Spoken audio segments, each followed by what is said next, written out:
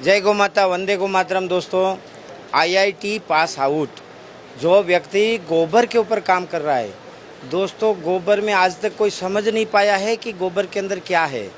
अभी इन्होंने क्या बताया मैं तो समझ भी नहीं पाया, हम उसी से ही समझने का प्रयास करते हैं।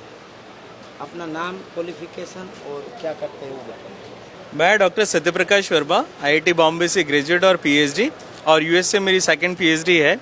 जैसे सर ने कहा कि अभी तक कोई समझ ही नहीं पाया कि गोबर में होता क्या है, तो मैं आपकी मुश्किल आसान कर देता हूँ। गोबर दो चीज़ों से मिलकर बनता है, एक होता है सेलुलोज और दूसरा होता है लिग्निन। मोटी भाषा में कहूँ तो ये लिग्निन गाय के गोबर का गोंद है और ये वो सेलुलोज है जिसे इस गोंद के साथ बांध देते हैं तो गोबर बन जाता है। हम यहाँ पर क्या कर रहे हैं, जैसे दूध फाड़ने की तकनीक होती है फर्मेंटेशन, और उससे दही बनाने के बाद आप 1000 प्रकार के उत्पाद बना सकते हैं। सेम उसी तरीके से यदि आप गोबर के दोनों तत्वों को अलग अलग कर लें तो इससे आप 1000 प्रकार के नए उत्पाद बता सकते हैं। क्या बात है। उदाहरण के तौर पर ये जो यहाँ पर आपको पाउडर या फिल्म की फॉर्म में दिख रहा है, ये अल्फा नैनो सेलुलोज है। 1 किलो देसी गाय के गोबर से निकलता है 8 से 10 ग्राम, लेकिन 1 ग्राम की कीमत होती है 800 रुपए से लेके 8000 रुपए। वाह, क्या बात है। यानी 1 किलो गोबर का मतलब हुआ 8000 रुपए से लेके 80,000 रुपए का रेवेन्यू। ये जो गाय के गोबर का गोंद या लिग्निन जिसे हम कहते हैं, इसकी कीमत होती है 45 रुपए से 50 रुपए किलो, और ये इस्तेमाल होता है आपकी प्लाईवुड इंडस्ट्री के लिए, जो चिपकाने वाला अधेसिव होता है उसके लिए।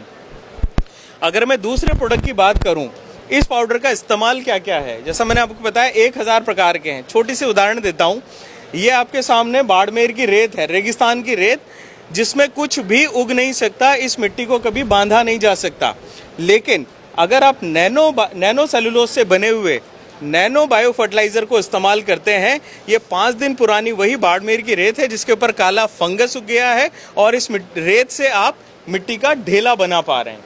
यानी इसमें कैरियर भी है और न्यूट्रिएंट भी है। उसी sand convert to soil, sand को सॉइल में कन्वर्ट करने का फॉर्मुलेशन। दूसरा, अगर आप देखेंगे ये नैनो पुट्टी है, अगर आप इस पुट्टी के बोर्ड को रगड़ेंगे, ये पुट्टी आपके हाथ पे नहीं आती। दैट मीन्स ये बेसिकली सरफेस के ऊपर कोटिंग का काम कर रही है, जबकि पुट्टी, नॉर्मल पुट्टी ये काम नहीं करती है। ये वाटरप्रूफ है, वॉशेबल है, हर कलर में अवेलेबल होती है।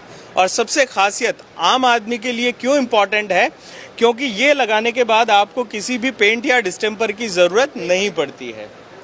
तो मोटा मोटी भाषा में कहूँ, अगर हम गाय के गोबर का प्रसंस्करण करें और उससे नैनो सेलुलोज और लिग्निन सेपरेट करें, तो हम गौशालाओं को भी आत्मनिर्भर बना सकते हैं, और गौ माता के जो वेस्ट उत्पाद हैं उनसे बहुमूल्य चीज़ें निकाल के हमारे पशुपालक, गौशाला और राष्ट्र सबको समृद्ध और आत्मनिर्भर बना सकते हैं। ये मेरा लक्ष्य भी है। तो बहुत बहुत शुभकामनाएं, बहुत बहुत साधुवाद। ईश्वर आपको ऐसे ही पागलपन भरा रखे आपके दिमाग में, ताकि और संशोधन करें, और इतना संशोधन करें कि गाय का 1 ग्राम गोबर 10,000 का हो जाए, है ना। एक चीज और मैं कहना चाहूंगा, मेरा मानना है कामधेनु वेद और विज्ञान का सेतु है। हमें इस सेतु को और मजबूत करने की जरूरत है।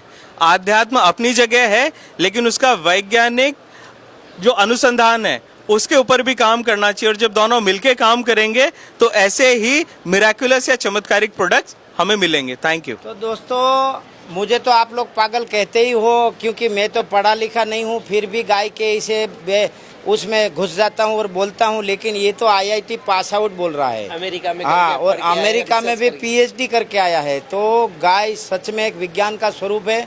यदि आपको उस स्वरूप को समझना है तो गाय के चरण में जाना पड़ेगा। गाय एक बहुत बड़ा अर्थ उत्पादन का भंडार है, गाय एक बहुत बड़ा रोजगारी का